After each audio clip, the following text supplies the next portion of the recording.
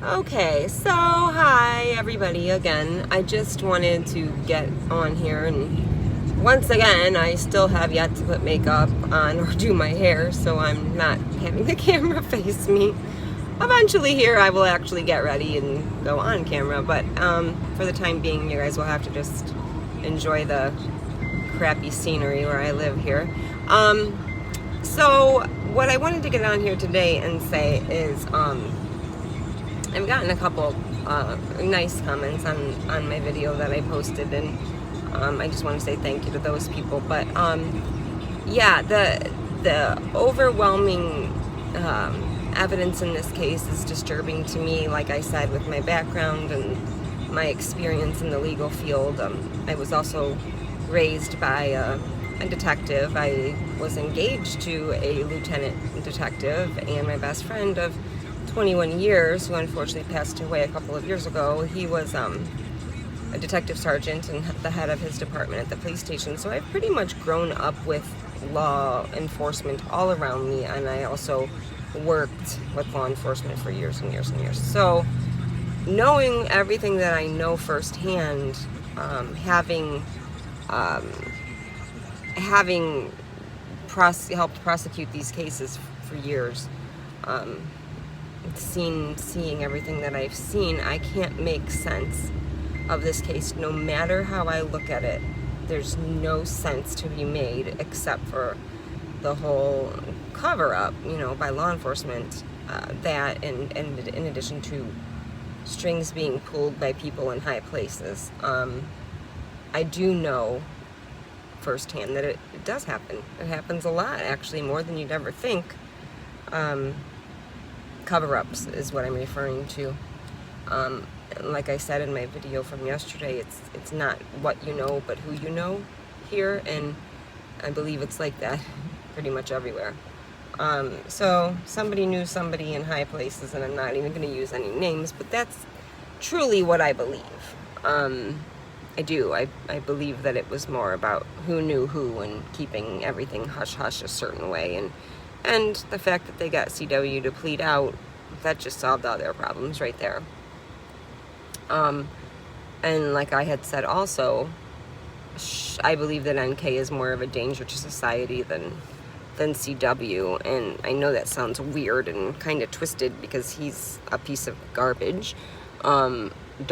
Please don't take that the wrong way. He's I also said that yesterday, he's also right where he should be. He needs to spend the rest of his life where he is right now, and should be, but I don't believe he was the planner, the instigator, I don't think he was any of those things. He had to be put up to this. He had to be instructed his entire life by a woman on how to act and what to do and what to say and how to obey, and he wouldn't do this on his own. He's not capable. Anyway, I had gone into the phone ping, the phone ping and the lack of conversation on the telephone between CW and NK that morning. The dogs alerting under the stairs in the basement, the way that they did. There were screens down there where they alerted. I believe those screens were taken out for one reason or another, which obviously I believe has to do with the murders. The dogs didn't really alert to much in that house, but they certainly alerted to where those screens were. And the cellophane cigarette wrappers. Nobody smoked in that house. There's just an abundance of things that weren't looked into. There were so many things that should have been taken into evidence that weren't taken into evidence. The house was not really designated a crime scene except for maybe a couple of hours, and even at that point it had been so contaminated, and Chris had cleaned it all, and at that point there's so many things you're just not going to find, because the scene is pretty much no longer a crime scene because it's been left with the suspect for days on end, and people have marched through there, reporters and friends and family, and everybody was in that house. It's no longer a crime scene in my eyes at that point because it's been contaminated and cleaned. But there's been so many theories, like I said yesterday, which in turn causes so much hate. I was pretty disgusted when I saw AD's live and actually physically saw what was being, typed about him on other people's lives, and the messages that I saw were sickening. They actually physically made me ill. I was remembering that live with AD when the Ruseks were in there acting like they were, completely on his side and supporters of his channel, and that changed in a hurry. I remember the email. They kept insisting, repeatedly insisting he open this email, and now that I know what I know about that, and I saw what he had said about that last night, the email was trying to implicate a member of the Watts family, and AD, with the class that he has, despite what people like to say about him, did not read that email because he was not going to implicate somebody in the Watts family for something that they didn't do. But the fact that he didn't comply and open the email and read it pissed them off. It pissed the Ruseks off, and then they decided to get people, working for them kind of behind the scenes, if you will, pretending to be them. And he showed the proof. There were messages typed on YouTube as if they were coming from one of the Franks, and that person accidentally screwed up and used their own name, which, that's very easy to do if you're being an idiot and you're doing things like that. It's very easy to forget and type something in your own name, and that person did that multiple times. So anyway, my point of that is just, this case has brought in so much hate and anger, and all due to the fact that we're all still talking about it and talking about NK's potential involvement. There is so much anger as far as that is concerned, and I can't understand it, because why, or how, maybe is the better word, how do people not see what's right in front of them?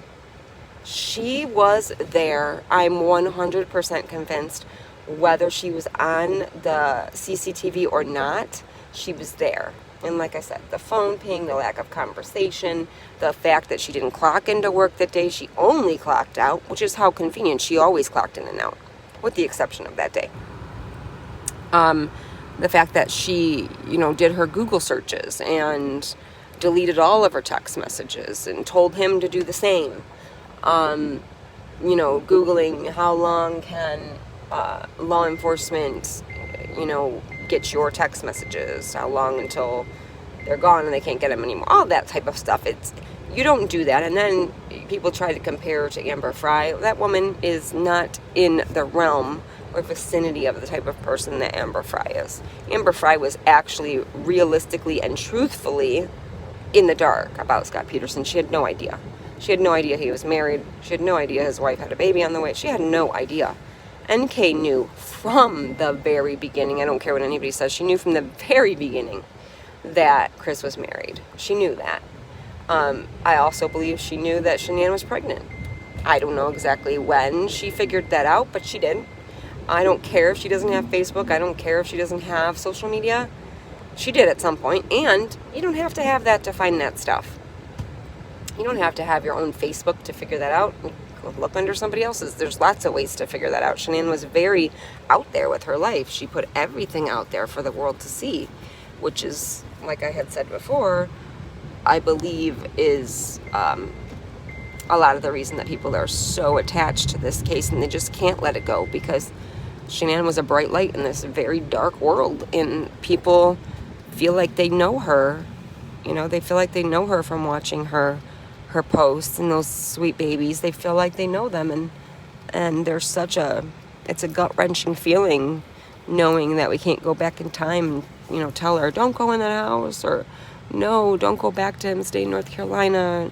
You just want to go back in time and fix it, because they deserve to be here. They deserve to be here still. And I know that they're all still here with us in one way or another, and I feel like a lot of good relationships have been made because of our unity and being united and wanting justice for Shanann. and the babies. There have been a lot of friendships made, and I feel like that is all Shanann's doing. She did that when she was here, and I feel like she's still doing that from up above, connecting people in one way or another. But like I said, just my experience in helping put murderers and all of that in prison for years, and running my county grand jury and seeing everything that I've seen. I was only 19 years old when I started working for our county DA, and I remember it changed me. I was very young, and it changed who I was, because I was working in the felony division. I was helping put people away that had done horrendous things, and it changed the type of person I was, because I looked at everybody in kind of a different light. You don't really realize how many horrible things happen right where you are, every day, all the time. And at 19 years old, specifically, you don't realize how much bad there is in the world, and there is a lot of bad in the world, unfortunately. There's a lot of good as well. There's a lot of bad. And at that young age, it really put things into a different light for me, and into a different perspective. I remember just going to the mall and holding my purse a little bit tighter to my body, and just doing things differently. I changed a lot about who I was at a very young age, because it really hit me like, this is reality. There are people everywhere that do god-awful things. And it made me just love a little bit harder, and take that into consideration. Like I said, I'd go to the mall, I'd hold my purse a little bit tighter to my body. I'd, just little things. It changed who I was. And now I'm 43 years old. I have 4 children. And I'm very, very protective of my kids in certain ways, because of everything that I know and everything that I've seen. But with all that being said, and going back to the case, I know that murder cases are not conducted in such a way that this one was. They're just not. I've witnessed every kind of interview with law enforcement you can imagine. I got into this a little bit yesterday. The fact that NK had her father in the interview room, whether she was a suspect or not, she was at the very least a person of interest. She was the mistress of a man that annihilated his family. She was, at that point, a person of interest. She should have been interrogated, not interviewed. And her father never, ever, ever should have been allowed in that room. The fact that there's, that one little fact that she was allowed in that room simply blows my mind, because it just doesn't happen. It just doesn't happen. And not only was he in there, he was controlling that interview as well as NK. They controlled that interview completely. That detective had no control over those interviews. I should say interviews, because there was more than one, but the one specifically that her father was in, there was no control on the detective's part at all. It was completely run the way that NK and her father wanted it to be run. And to the point where, he would cut off Detective Kobach and tell him, no, she's not answering that. Nope. And he would obey. He would go along with it, and he would stop his line of questioning in that particular moment. And I have never seen such a thing. And it infuriates me, because I'm like, who do these people think they are? And why, better question, why is Detective Kobach obeying? There's so much more to this that we are not privy to, that none of us know. Why was so much of that discovery redacted? I've seen things redacted for, as far as, there's certain things that you don't want the public to know or whatever, but I've never, ever, ever seen so many things redacted in that discovery. Not to mention that I believe way more was redacted than we even realize. There's way more that went on behind the scenes that nobody knows. I truthfully believe that with everything in me. So that in the text, her text, she wants to come and say, she wasn't that involved with him. And first she says he was only with her. And then she went, and after Trent Bolt came out, she went and said, oh, I think there were other women. You already just said that you were the only one because Chris was an introvert, yada, yada, yada. Now, which one is it? Because now you're saying, oh, I believe there were other women. Well, this is a personal opinion, but I believe that Trent Bolt and Amanda McMahon were all, that all of that was related to NK. There was connections, proven connections between the two of them and NK.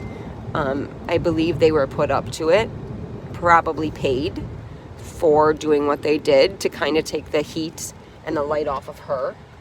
That is a whole nother subject for a whole nother day. But, yeah, she had a lot more to do with this than anybody even knows.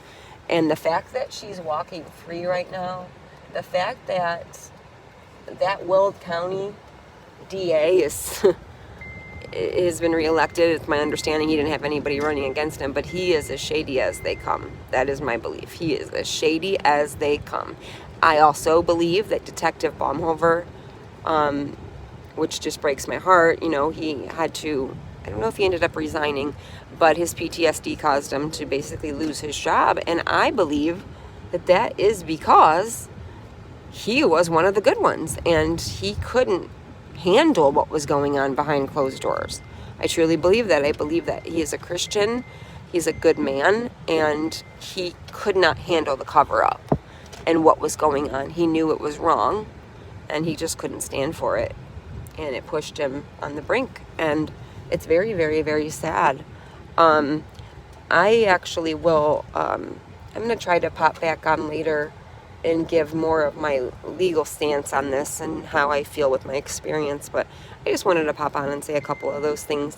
I do appreciate the people that have taken time to watch my other video. I think I've said this, but I've never ever done anything like this before, so I don't know what I'm doing.